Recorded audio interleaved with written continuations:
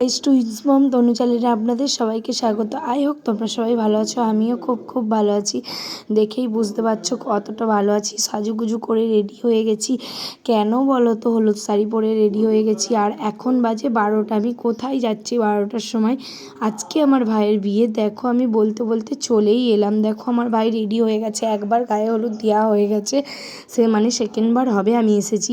যাই হোক, আমিও কিছু ফটো তুললাম, তারপর তোমাদের সঙ্গে কিছু শেয়ার করলাম। তারপরে গায়ে হলুদ হওয়ার পরই কিছুক্ষণ পরেই বললো খেয়ে নাও, আবার একবার গায়ে হলুদ হবে। কাদের এই রকম নিয়ম, যাদের যেটা রিচুয়াল আছে সেই রকমই হয় ভাবে। দেখো আবার এইটা লাস্টবার গায়ে হলুদ। দেখো সবাই গায়ে হলুদ দিচ্ছে।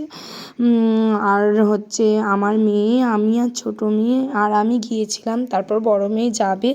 দেখো সবাই মিলে গায়ে হলুদ দিয়ে নিচ্ছে। আর এত মজা করেছি মানে আর্ধেক তোমাদেরকে কিছুই দেখাতে পারিনি। কী জন্য দেখাতে পারিনি তোমাদেরকে কি বলবো, মানে আমার মেয়েও ছোট, তারপরে আমি ক্যামেরা ধরবো না, ওকে কোলে নেবো, অনেক কিছুই ব্যাপার হয়ে যাচ্ছে। ওই জন্য যতটা পেরেছি ততটাই শেয়ার করেছি। দেখো আমার আর সন্ধেবেলা আমি সেজে নিয়েছি। দেখো আমাকে কেমন লাগছে কিন্তু কমেন্টে তোমরা জানাতে ভুলো না।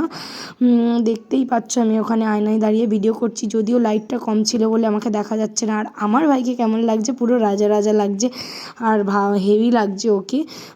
দেখতেই পাচ্ছ ও আমার থেকে 1 বছরের ছোট। আর আমি দেখো রেডি হয়ে নিয়েছি, এটা বেনারসি পরেছি, কাতান বেনারসি। আমাকে কেমন লাগছে কমেন্টে কিন্তু জানাতে বলবে না। আর আমার ভাইকেও কেমন লাগছে, সত্যিই ওকে খুব ভালো লাগছে। তারপরে দেখো আমি একটু নিজেকে দেখিয়ে নিলাম, যে ভালো করে তো দেখানো যাচ্ছিল না সেই আয়নাতে, সেই জন্য আমি দেখিয়ে নিলাম। তারপরে একবারেই ওখান থেকে আধ ঘন্টা ডিস্টেন্স আছে, আমরা চলে এলাম। দেখো সব বিয়েবাড়ির মণ্ডপটা খুব সুন্দর সাজিয়েছে। প্রথমেই ফুচকা পকোড়া আমরা খেয়ে ঢুকে পড়েছি, কারণ আমি কিছুই বললাম শ্যুট করতে পারিনি মেয়েকে কোলে নিয়ে। যাই হোক, ওর বাবা থাকলে তোমাদেরকে একটু ভালো করে সব কিছু দেখাতে পারতাম। যেটাই দেখিয়েছি সেটাই তোমরা দেখো। আর এইরকম করে ডেকোরেশন করেছে, মানে খুব একটা বড়োভাবে বিয়ে হয়নি, কিন্তু খুব মজা করেছি। দেখো তারপরে সবাইকে দেখাচ্ছি। এগুলো সব মানে আমার মাসির জায়ের ছেলে, এবারে ওরা আমার সঙ্গে প্রচুর ইয়ার্কি করে, সেই জন্যই ওদেরকে একবার দেখিয়ে দিলাম। তারপর দেখো আমাদের রিমাকে সাজানো হচ্ছে, ওর দিদি সবাই সাজছে মানে পার্লার থেকে, সেটাই একটু তোমাদের সঙ্গে সেভ করে নিলাম। দেখো না, সবাই বলছে ভিডিও করিস না। আমাকে নিয়ে তো খুবই বলছিল যে বাবা ব্লগার এসে গেছে, এবার ব্লগ করতে চলে আসবে। আর দেখো আমার ভাই বিয়ে করতে চলে যাচ্ছে, বিয়ের আসরে ওখানে বসিয়েছিল, এবার বিয়ে করতেও চলে এসেছে।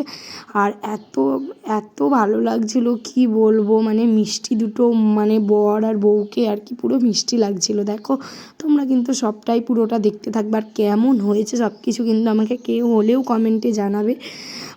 আর হচ্ছে দেখো বরকে মারামারি হচ্ছে, যত কিছু যা রিচুয়াল হয় তেমনই হয়েছে। দেখো পুরো বিয়েটাই আমি থাকতে পারিনি, যদিও কারণ থাকাটা সম্ভব হয়নি, আমরা খেয়ে দিয়ে চলে এসেছিলাম। আমার মেয়ে ছোটো তো, সেই জন্য আমি সব কিছু দেখাতে পারিনি।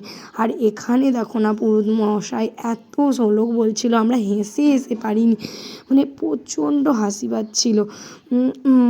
এত মানে এগুলো এত বলে আমাদের বিয়েতেও, আমরা খুব হেসেছি।